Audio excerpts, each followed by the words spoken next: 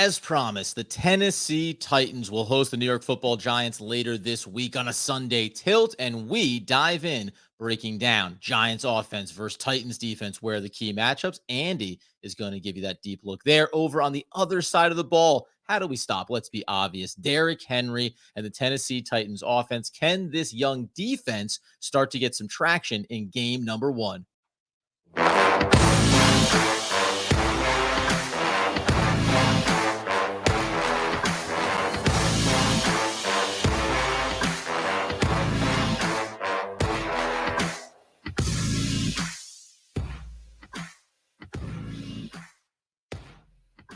All right, let's talk about the other side of the ball, and that's the New York Football Giants defense taking on this Tennessee Titans offense. And Ryan Tannehill, obviously the return off of injury of one Derrick Henry, feels pretty self-explanatory. It starts with the run game for the Tennessee Titans. It's fascinating to go back and look. Derrick Henry missed half of the season last year. He's 28 years old. You can make the, was that the beginning of the end for him? Even in the first 8 games, still ran for almost 1,000 yards, but average yards per carry would have been his second lowest in his career at 4.3. They work him. He is the workhorse back for them. And yet they were still a top 5 team rushing last season because they just went in and threw bodies at the board there. And it's funny to look at when you go inside of their room here. One other side note that I thought was funny. You pull up the depth chart for the Tennessee Titans, and then you pull up the depth chart for the New York Football Giants. It looks strikingly different. There's like 3 guys that are injured or out for the Titans. There's like 63 that have at the very least a Q next to their name for the New York Football Giants. The injuries and injury management just is such a it's a real thing. It's a theme. It's like Harold Landry and Tommy Hudson, their 4th string tight end is on IR, and then the Giants, there's like 9 guys that you just go down the list. Yeah, talking about the defense side of the ball for the Giants, right? Azeez Ojulari, Leonard Williams, Kayvon Thibodeau, Jihad Ward, obviously Ellerson Smith starting on IR, along with Darian Beavers and Rodarius Williams, Dame Belton questionable, right? And you carry that over to the offensive side of the ball. Just one of those fun footnotes where we can be a little depressed about the Giants, and we say one of the best medical staffs in the we don't know for sure. But the bottom line is, when you look at the offensive line, there's only one area of weakness. The reason why this team was so successful running the football last year, even after Derrick Henry went down, is because you have stalwarts at basically 3 key positions. Lewin is very consistent at left tackle. Ben Jones is an absolute, like a Hall of Fame caliber center in the middle of that line. And then you have next to him on the right guard, Nate Davis. Now, what's interesting to me is you have Nicholas Petit-Frere, who's obviously coming out, and then you also have Aaron Brewer at left guard. If there's 2 areas, and I'm thinking about how the Giants can start this game properly, and ultimately what I think is the most important piece, it's the front. Like you just mentioned at the top of this show, Leonard Williams restructures his deal, puts in the voidable year, gets a big bonus. Okay, he's a captain. Dexter Lawrence, also a captain. Now, we'll find out later in the week, where is Kayvon Thibodeau? We expect that he's going to be able to go. How much is there? Azeez Ojulari, as I mentioned, has a question mark too. I don't care. I don't care that you cut, Blake Martinez and moved off of him.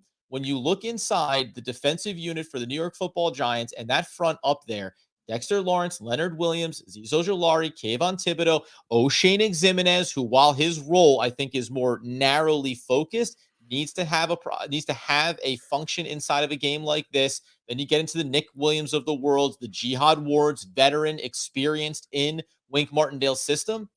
They need to be able to razor focus, attack 2 areas of potential weakness for the Tennessee Titans line and do one effective thing: blow up the middle of that running game. Do not allow Derrick Henry, or Ryan Tannehill, more importantly, to hand that ball off and get the 4 to 5 yards that they've been able to so consistently get on a game-to-game basis over this tenure with this tandem there underneath, obviously, Vrabel as the head coach. Like, you have to be able to stop that first. Derrick Henry is obviously a big boy. And if he gets out on the edge, he still has all the physicality and still the quickness to do it. But I do not see a world where this defense can have success in the biggest area that I think they can take advantage of ultimately if this defensive front doesn't do its work at the point of attack. Yeah, so that just made about 10 other questions pop into my head, because we know that Wink Martindale likes to bring pressure and get to the quarterback and make the quarterback have questionable decision making. But in order to have that, it's the chicken or the egg. You have to be able to stop Derrick Henry to be able to put the ball into Ryan Tannehill's hands. So my question to you is, yes, you need to stop him up the middle. What do you think is going to be the key? Like, or which players are going to be the keys? Because the Giants probably aren't going to be able to stop Derrick Henry with their 3 defensive linemen. They're probably going to have to bring others into the fold.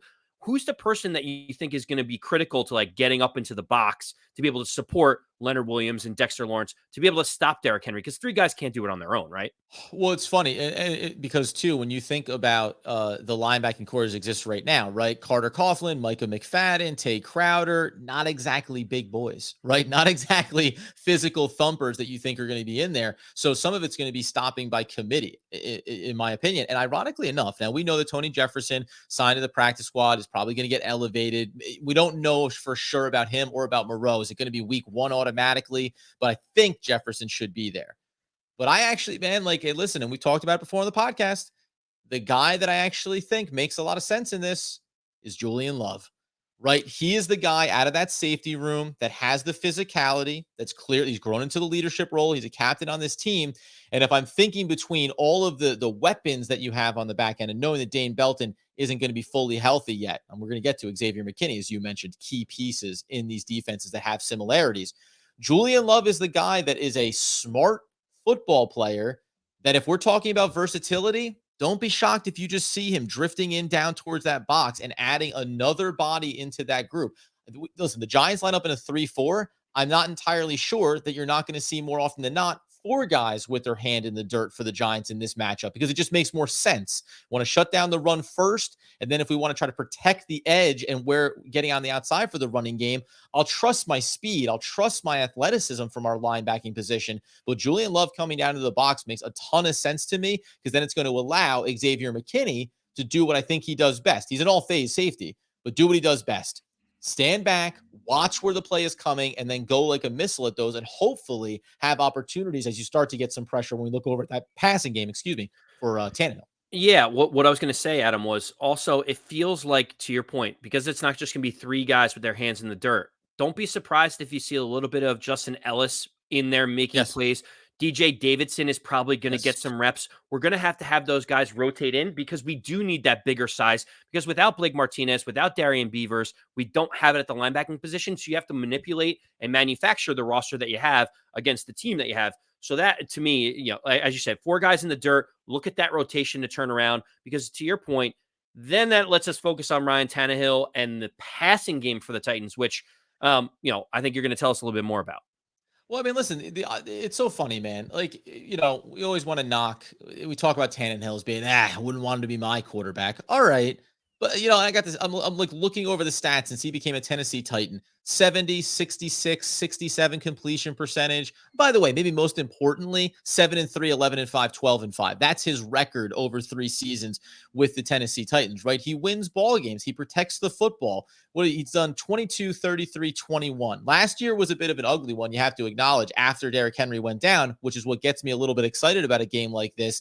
If Henry is not able to get himself fully going, 21 touchdowns, 14 interceptions. And over those last 3 seasons, never eclipsed 4,000 yards. They're not a pass first offense. And we can double down on that a little bit more here because there are some things that the Titans don't have this year that are not going to come on the field at any point.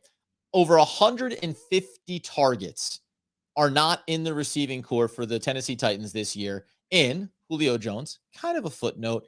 A.J. Brown, major footnote, right? A.J. Brown goes over to, unfortunately, our division rivals in the Philadelphia Eagles, but he had 105 targets, 63 catches, 869 yards last season. And again, only played in 13 games. Oddly enough, just as we're talking about the Eagles eventually this season, A.J. Brown has a hard time staying healthy. Something to keep in mind.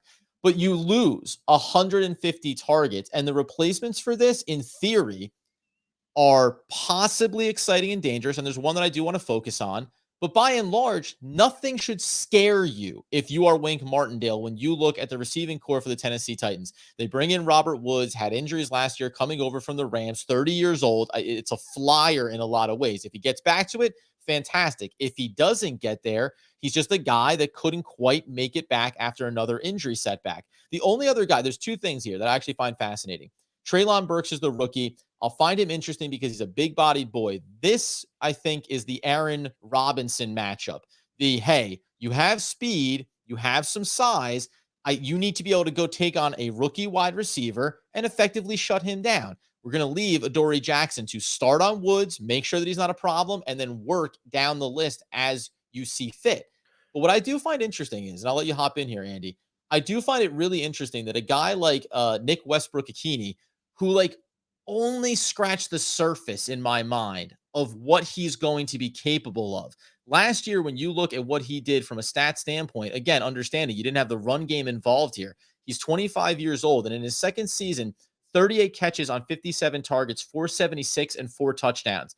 I think that he is like the quiet, next leap player here, that it'll be interesting to see how those matchups go for Wink Martin. And I'll talk about the secondary overall, but are you bullish on the lack of talent in this wide receiver group? I don't see it exactly the same way that you do, Adam, but of course that's why we have our different perspectives. Yeah. I wonder, and this is just a question I have for you. Obviously, in this point in their career, AJ Brown is way more explosive and way more talented than Robert Woods. Yes. However, before getting injured, Robert Woods, if you look at his stats from in 2018, he had 86 catches. In 2019, he had 90. In 2020, he had 90. He was on pace for almost another 90 catches again. He's a possession type receiver.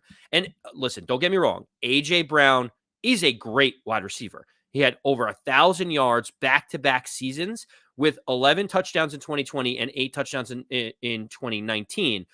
You could argue that Woods has been the more consistent player over his career. And you talk about Tannehill having high completion percentage. Tannehill likes to get the ball out. Short, quicker possession type guys seem to jive better with what he is. So maybe you could say AJ Brown was underutilized. And I think that's what the Eagles are hoping for by going to acquire him. Yep. And maybe the Titans are saying, give me Bobby Woods, the possession wide receiver that's going to get me 90 balls, because we need a security blanket rather than to blow the top off of a defense. But we also have guys that are in the building and first-round picks that could flourish and give us 80% of what AJ Brown gave us to begin with.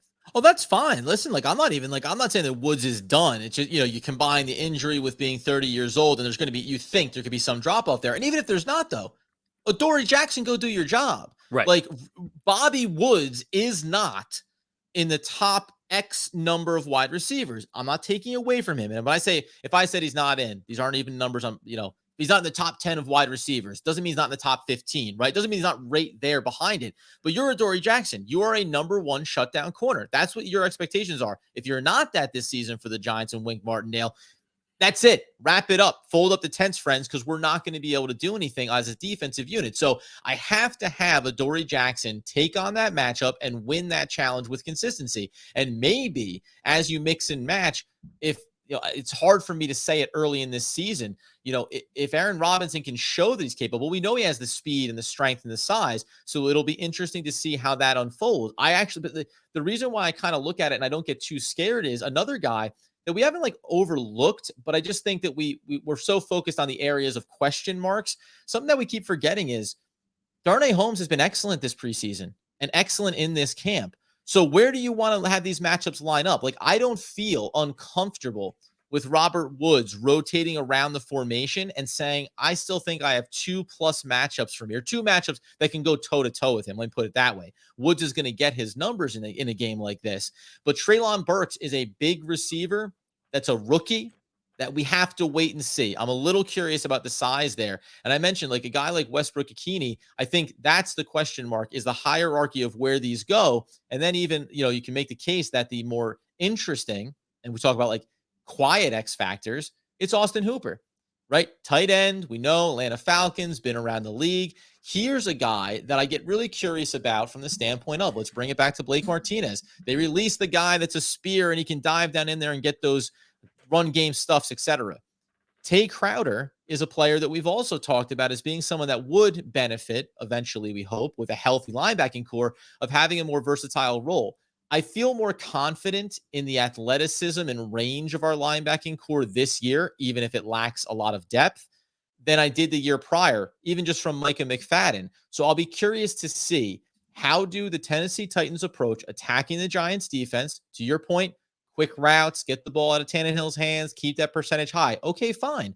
But from a secondary perspective, and you said Wink Martindale likes to bring the pressure. I have no doubt that he's going to. But also, I expect to see a lot of just area coverage in spite of putting guys on an island man to man. That linebacking core and the versatility that if Thibodeau is healthy and out there, I expect to see him dropping back at times. Third and longs, third and distances that make a lot of sense for us. I want to cover that space. I want to use an improved athleticism on our defensive side of the ball to say, make your completion. We believe we can get there. We can swarm and make the sure tackle and get some, quick 3 and outs, get some stops on third downs. I think that that's the approach that the Giants take here on this, understanding that if you can stymie the run game and force Tannehill into more passing situations, now the pressure can start to build. Now those looks can come. But I'll be curious, man. Like, we know what Wink Martindale is. Do you think that it would make sense in a game like this for Wink to be calculated in when he starts to bring it heavy and hard? Because I do see this thing of, if you bring this pressure consistently right out of the gates, you are risking some level of exposure in the passing game if they can get the ball out of their hands, and just a defense that we know, I think, is still learning and is still growing together. I just don't think it's in Wink's DNA to do that. I think he just says, let's just go full bore, some all swings out, and misses, and there'll be some home run hits, right? Yep, they're going to hit a couple home runs, but we're hoping that we could cause chaos and maybe there's a turnover to offset the home run that we give up and get our team in position to win. Well, the last question that I had for you is, Xavier McKinney, now a leader on this team, has the green dot, will be calling the plays. What do you expect to see from him, or more importantly, what are you hoping to see from him out on the field on Sunday? Yeah, you know what? And it can tie into Julian Love a little bit, right? You're on the back end of this defense community. Now, we don't know if Tony Jefferson gets elevated, where does he fit into the rotation? But whoever's there with him, potentially, if it's not single high, if you're back there, that green dot means, hey, when you see that they are going into, looks like it's going to be a draw play, looks like it's going to be a run, you need to be able to signal to that handoff safety if it's his job to get down there in the box. You also need to be communicating on the outside. Where is the coverage going to go? Where's the help going to be for Adoree Jackson, for Aaron Robinson? I'll be honest with you. What happens with Aaron Robinson on the outside is going to be reflective of him as a cornerback, but it can also be reflective of Xavier McKinney, because his job is to mitigate the risk. When Wink says, we're going for it, it's Xavier McKinney's job to cover up the potential exposure on the back end of this defense. So I'd like to see him play instinctually. I'd like to see him be able to come down near the box, communicate with the linebackers, and then drop back, right? I expect Xavier McKinney, to be very mobile in a game like this. And what I mean by that is just, I want you down near the box pre-snap. I want you fading back. I want you with enough speed and athleticism and what you are as a player to be able to disguise where you exist in this defense, because that's how I think you have an effective. When you look at a quarterback like Ryan Tannehill, how are you effective against him? How do you cause turnovers? How do you cause mistakes?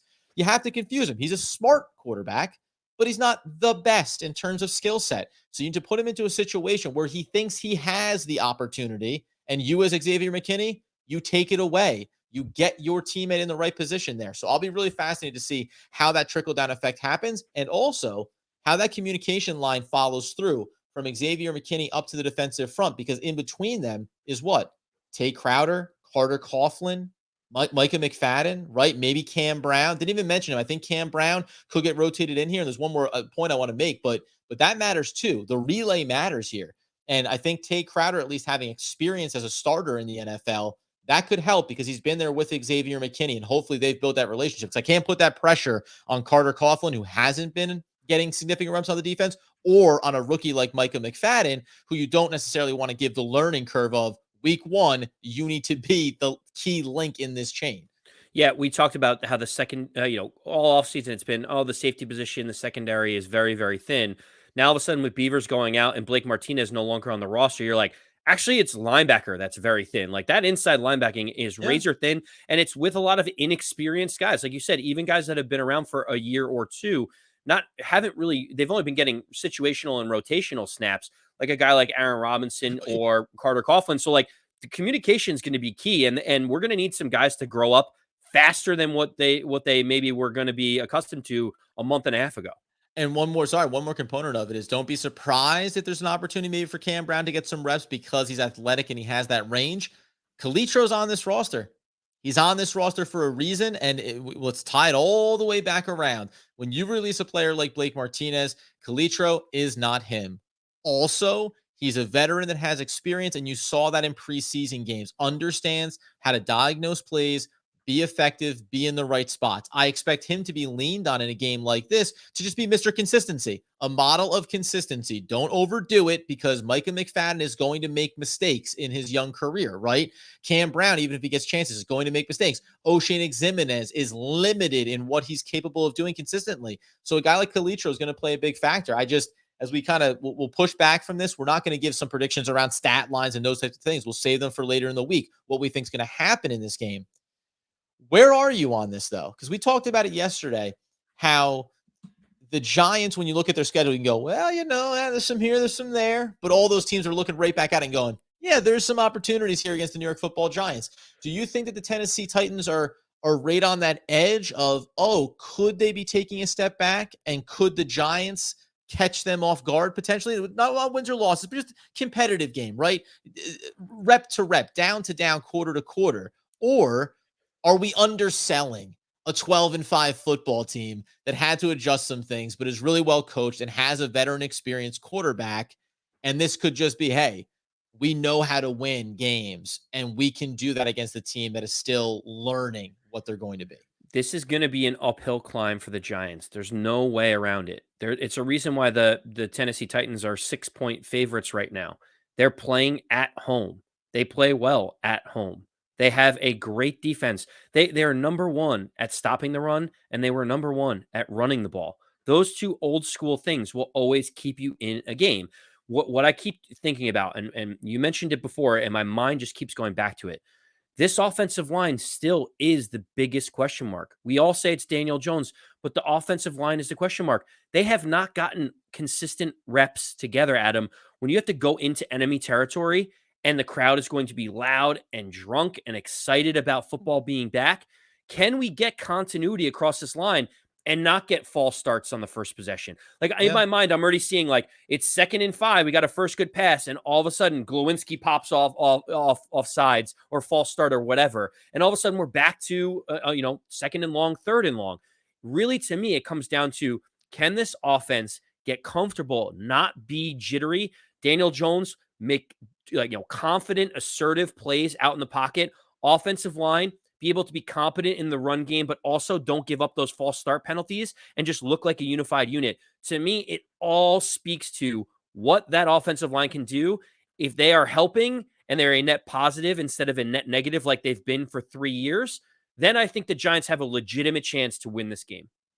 Yeah, and listen, the Tennessee Titans were a team that were still top half of the league in points per game, even in losing a player like Derrick Henry halfway through the year, right? They still won 12 games in spite of losing Derrick Henry. So when you think, as I, stopping the run game, that's the first step in this process, but you can't be short-sighted and think, oh, well, without him. No, they showed last year they're capable of manufacturing success. It'll be fascinating to see how it goes. It looks like, from the bird's eye view, that Andy sees some opportunities in our wide receiving core to have success against the Tennessee Titans. The touches for Saquon will be a fascinating one to watch. And then on the defensive side of the ball, listen, old adages, right? Stop the run first. If the Giants can accomplish that, then this secondary, which has question marks, I think can still be successful against the core for the Tennessee Titans, against Ryan Tannehill. And we'll talk more about who could have a big play later in the week. At the end of the day, Andrew Makowitz, this was the double dose offense and defensive side of the ball.